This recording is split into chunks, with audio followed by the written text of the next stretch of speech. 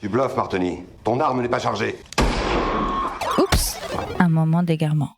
Aujourd'hui, Laurent, tu vas nous parler d'un nouveau fail, un combat de titans entre l'un qui est blanc et rouge et l'autre rouge et bleu. Et non, il ne s'agit pas de Captain America contre le Père Noël, mais bien de Pepsi contre Coca-Cola. Et oui, et si tu bois du café, il y a de fortes chances pour que tu aies déjà bu du Nespresso. Tu sais, ces petites capsules individuelles si chères.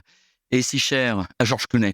Pourtant, il y a peu de chances que tu aies fait des dégustations à l'aveugle. Pourquoi tes amis auraient-ils eu en effet l'idée saugrenue de te faire déguster du Nespresso, du Senseo et du jus de chocho, du jus de chaussette, sans te dire lequel est lequel est légal et illégal?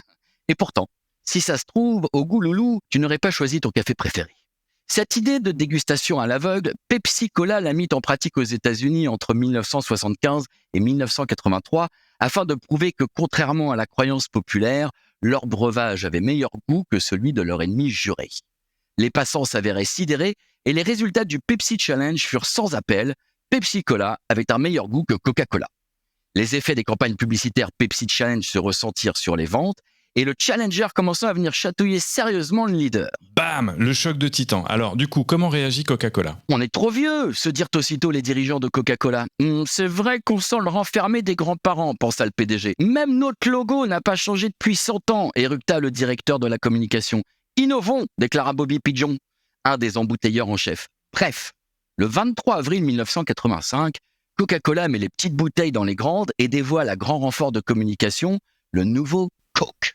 Celui qui a un meilleur goût que l'ancien Coca-Cola, tellement meilleur qu'il a un meilleur goût aussi que l'actuel Pepsi-Cola. Sauf que, le goût, on s'en fout. Occupé à rien faire, faut dire qu'il n'y a pas de guerre en cours, le peuple américain s'insurge d'une telle infamie et envoie l'infanterie. Et la petite bouteille se rebelle. Ô rage, ô désespoir, ô vieillesse ennemie, n'ai-je donc tant vécu que pour cette infamie? Et ne suis-je changé dans la recette secrète que pour voir un jour Pepsi se barrer en sucette? Mon goût, et avec respect, toute l'Amérique admire. Enfin presque. Mon logo qui, tant de fois, nous n'avons pu embellir, tant de fois servi le traîneau du Père Noël, ne fait rien pour moi, trahit donc ma querelle? Au cruel souvenir de ma gloire passée, si vous pensiez mon œuvre en un jour effacée, vous pouvez repasser. Le peuple veut mon bonheur. Rangez la nouveauté, cette insipide horreur. Pétition, manifestation, télévision, le combat contre le nouveau Coke s'exprime sur tous les fronts.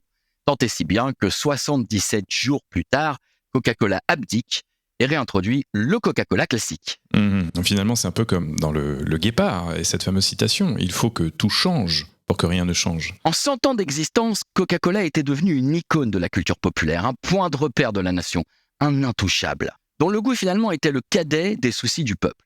Qu'importe le breuvage, en quelque sorte, pourvu qu'on ait le flacon. Le flacon. Voilà d'ailleurs une autre icône du soda roi. La bouteille de Coca est reconnaissable entre mille, avec ses courbes et ses nervures verticales inspirées de la fève de cacao.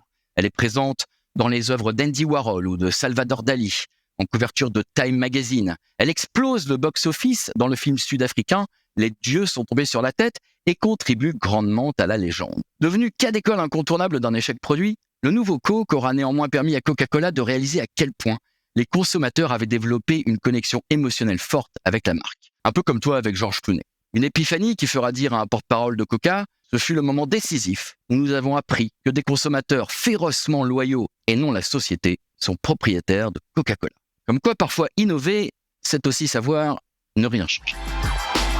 French Tech, esprit critique pour tech éthique.